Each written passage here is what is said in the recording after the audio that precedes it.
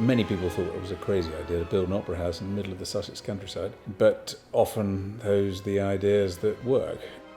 My grandfather's motto, to which we still aspire today, is not the best that we can do, but the best that can be done anywhere. For our first production to today is 51 years, if you can believe it. 1970, I was given 2 tickets to a wonderful production of Die Zauberflöte, and got here, grabbed a picnic spot, saw this wonderful production, never been to a setting like Glyndebourne before, and we thought, well, we really have to be a part of this.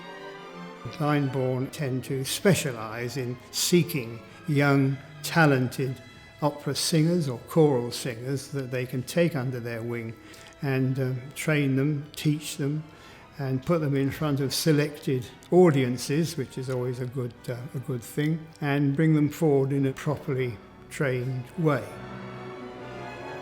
Supporting young musicians, the future generation, is so important because there's got to be a future generation for opera and music to survive. And you have some wonderful orchestras here, and they've got brilliant musicians, but you've got to have the next generation. They need help, they need nurturing, they need mentoring, they need help to get into positions, and they need to be supported financially and encouraged. And that's the tradition at Glyndebourne, and it must continue.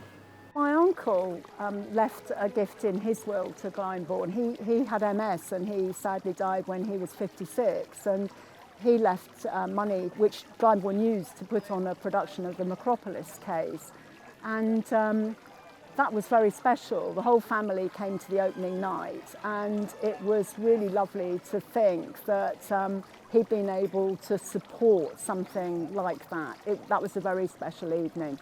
And I guess it had been in my mind for a while to think about leaving Glyndebourne some money in my own will, and I indeed did so, and subsequently joined the John Christie Society to say that I had done that. I think it's just so important that we support the next generation, but also their children, the grandchildren of our generation, that I think will need more nurturing in music education and pleasure. And we would like to feel that they will be supported because Glyndebourne will be here.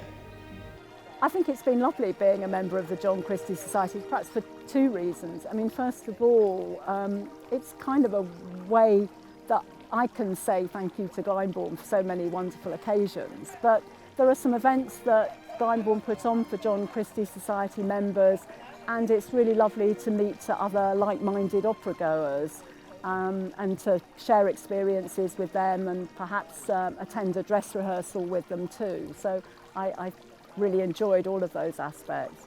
Really, I suppose, by joining the John Christie Society, one feels you're part of a much greater organisation, much part of the greater good, shall we say, and also the thought that when I go, then a bit of money that I've left will help to carry on that philosophy, which I feel goes back to John Christie and Audrey Mildmay, who started off such a wonderful organisation. What I'd say to anyone who's leaving us a legacy is thank you very much. Glyndebourne is hugely indebted to any kind of donation or legacy. This belief in us is going to help us to keep going long into the future.